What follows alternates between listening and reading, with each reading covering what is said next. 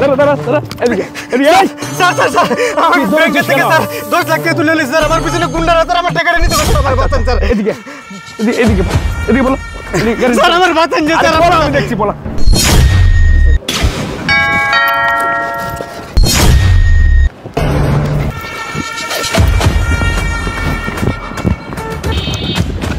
এই দাঁড়া এই তো দাঁড়া এই দৌড়াচ্ছিস কেন স্যার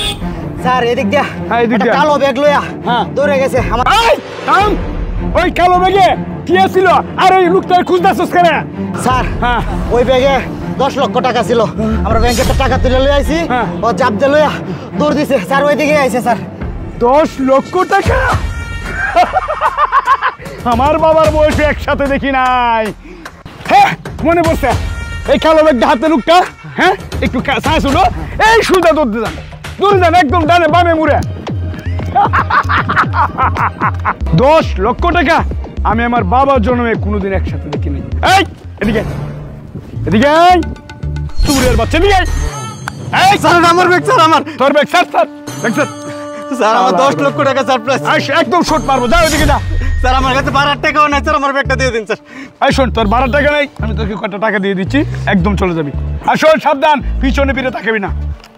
এখানে 10 স্যার রেডি দিয়ে দেন স্যার ওইদিকে 10 লাখ টাকা স্যার ওইদিকে যা এখানে 15-20 হাজার টাকার মতো হবে যা ওইদিকে একদম শুট মারবো 10 লক্ষ টাকা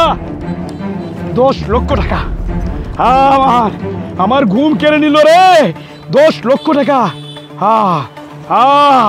আমার 10 লক্ষ টাকা 10 লক্ষ টাকা আমার 10 লক্ষ টাকা আমার 10 লক্ষ টাকা আমার 10 লক্ষ টাকার লোভে আমার রিয়েল 10,000 টাকা নিয়ে গেল রে